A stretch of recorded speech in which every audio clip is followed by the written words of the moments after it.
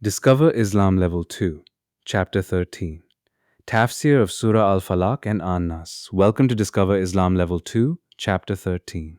In this lesson, we will learn about Tafsir of Surah Al-Falaq and An-Nas. Let's begin. Description of Surah Al-Falaq. Chapter 113 consists of 6 verses including Bismillah, revealed in Makkah. In the name of Allah, the All-Beneficent, the All-Merciful. Say, I seek refuge with the Lord of the Dawn, from the mischief of what He has created, from the mischief of darkness as it overspreads, and from the mischief of the witches who blow on knots, and from the mischief of the envious one when he envies. Surah Al-Falaq is the 113th chapter of the Qur'an, and Surah An-Nas is the final chapter. Both were revealed in Makkah. These 2 chapters are collectively referred to as Al-Mu'awwidhatain, the 2 protective chapters. Regarding the naming of these chapters as Al-Mu'awwidhatain, it is said that the Prophet Muhammad would frequently recite these 2 chapters over his grandsons, Hassan and Hussein, to seek Allah's protection for them. Through the recitation of these chapters, he placed his 2 grandsons under the divine safeguard of Allah. It is also narrated from Imam Jafar al-Sadiq that a Jewish man named Labid ibn Assam cast a spell on the Prophet Muhammad. As a result of this spell, the Prophet sometimes could not see things clearly, such as not noticing a door and instead feeling for it with his hand. To counteract this magic, Allah revealed these 2 chapters. Virtues of the last 2 surahs. The reward of recitation. The Prophet Muhammad said, whoever recites these 2 chapters, it is as if they have recited all the scriptures revealed to the prophets of Allah, seeking refuge and protection from Allah. The Prophet Muhammad said, why do people not seek refuge using these 2 surahs? There is nothing better for seeking refuge than these surahs.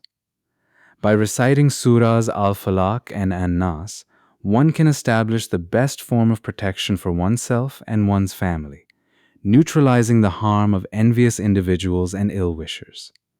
In another narration, it is stated, whoever recites Surah Al-Falaq will find it a source of healing, protection from magic, and a means of maintaining health. Whoever recites Surah An-Nas will find safety from the deception and plots of Satan, and it will bring mercy to remain steadfast in divine inspiration.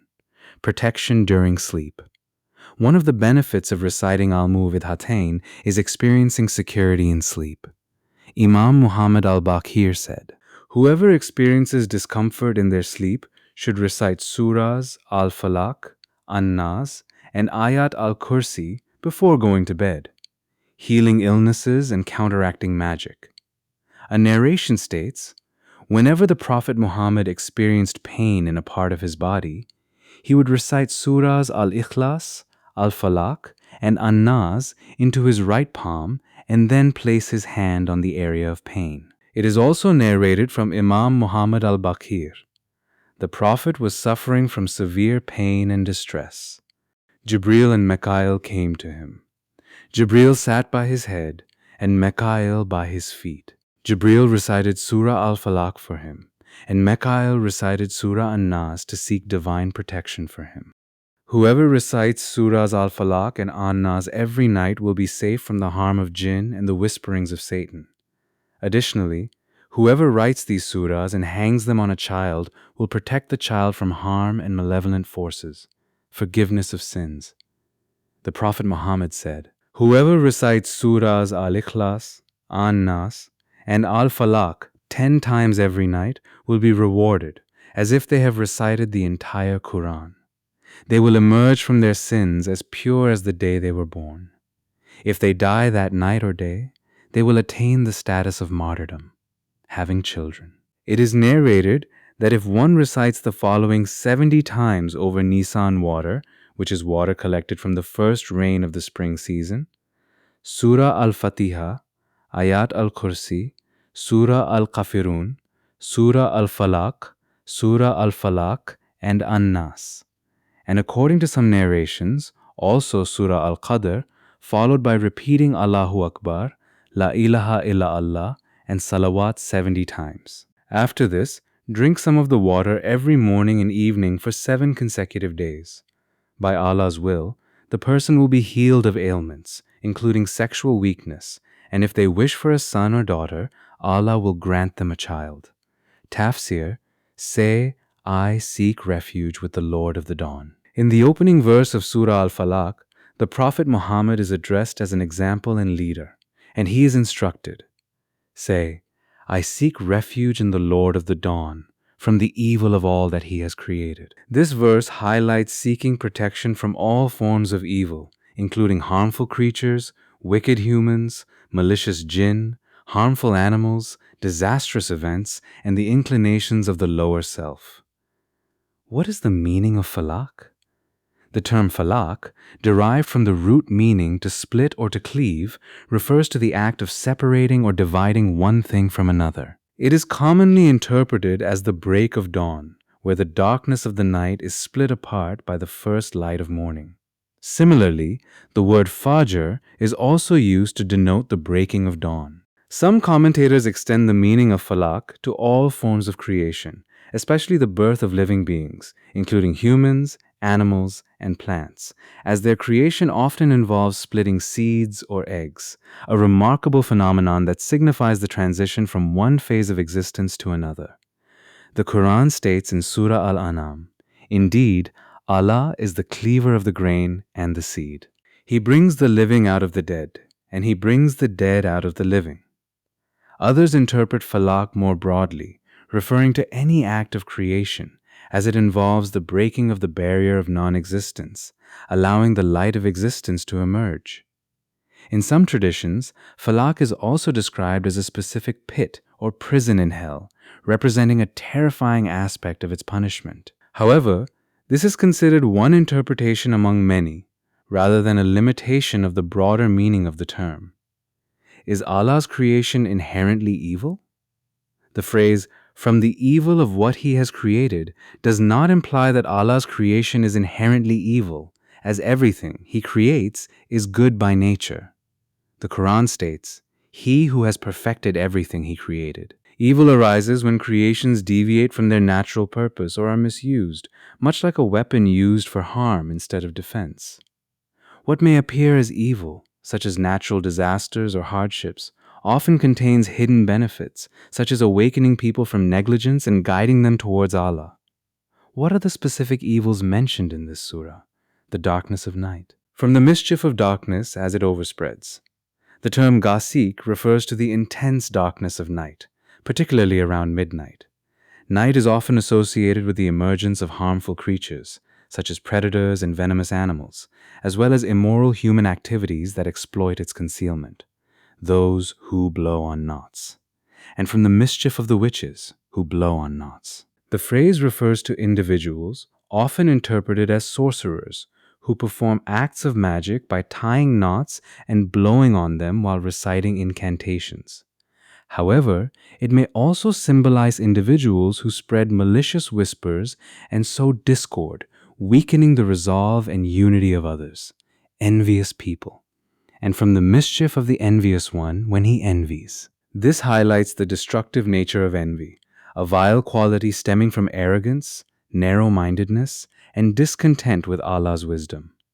Envy leads to harmful actions and is a major source of social discord, as it is rooted in wishing harm to others or desiring their blessings to be taken away. 5 hadiths about envy and envious people. First, envy consumes good deeds. The Prophet Muhammad said, beware of envy, for it consumes good deeds just as fire consumes wood. Second, envy is the root of evil.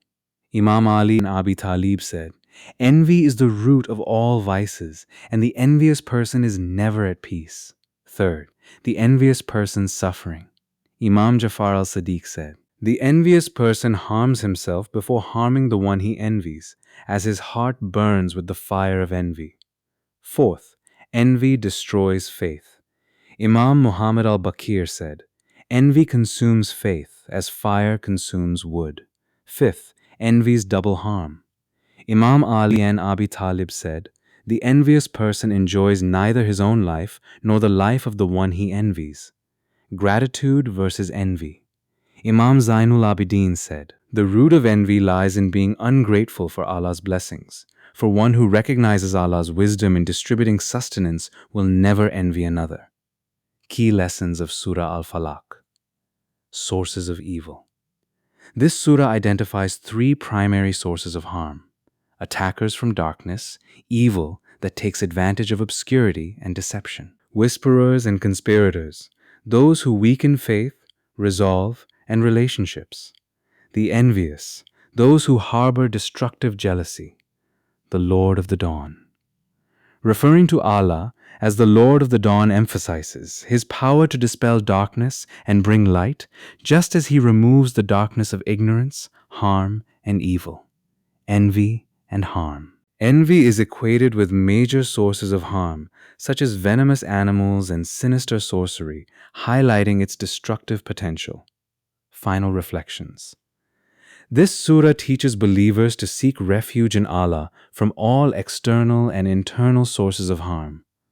While the Prophet is addressed, he serves as a model for all Muslims, encouraging reliance on Allah alone for protection. O Allah, we seek your protection from the envy of others and from harboring envy ourselves. Protect us from the harm of conspirators and whisperers, and safeguard us from all sources of evil. Ameen, O Lord of the worlds. Description of Surah An-Nas. Chapter 114 consists of 7 verses including Bismillah, revealed in Makkah.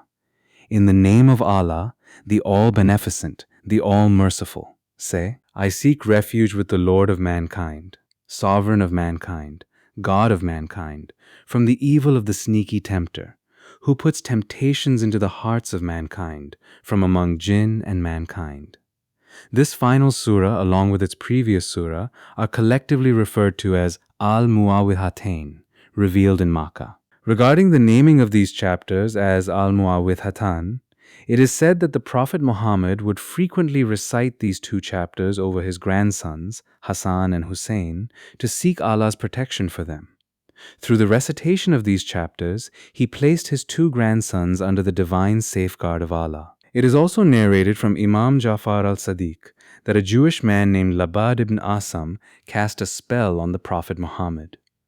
As a result of this spell, the Prophet would sometimes fail to see things clearly, such as not noticing a door and instead feeling for it with his hand.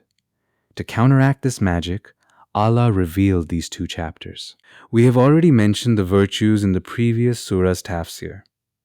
By reciting surahs Al-Falaq and An-Nas, one can establish the best form of protection for oneself and one's family, neutralizing the harm of envious individuals and ill-wishers. These are the best means of maintaining health, safety from deception, and satanic plots. Tafsir, say, I seek refuge with the Lord of mankind. In Surah An-Nas, the final chapter of the Qur'an, Allah addresses the Prophet Muhammad as an exemplar and guide for all people, saying, Say, I seek refuge in the Lord of mankind, the King of mankind, the God of mankind. This chapter highlights 3 of Allah's grand attributes: lordship, sovereignty, and divinity, all of which are directly tied to nurturing and protecting humanity from the harm of evil whisperers. The meaning of seeking refuge. Seeking refuge in Allah means far more than merely reciting these verses. It entails faith and conviction, believing deeply in Allah's attributes as the ultimate Lord, King, and God. Actions. Avoiding sinful gatherings, influences, and sources of temptation, and aligning oneself with Allah's guidance and commands. Acknowledgement of dependence.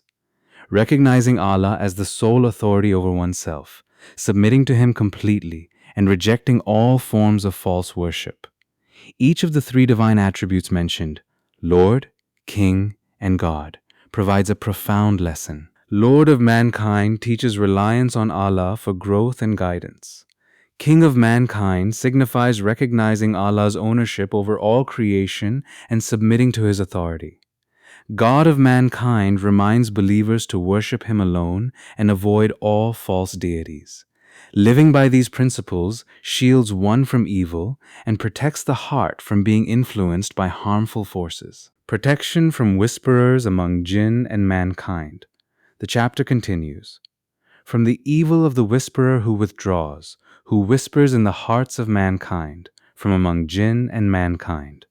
Whisperer refers to subtle and persistent evil suggestions, whether from Satan, other humans, or inner inclinations. Withdrawer describes the behavior of the devil, which retreats when Allah's name is invoked but relentlessly returns to mislead when vigilance wanes. Satan's tactics are insidious. He disguises falsehood as truth, immorality as righteousness, and sin as virtue. His whispers are so subtle that they seem like the person's own thoughts, leading to confusion and deviation.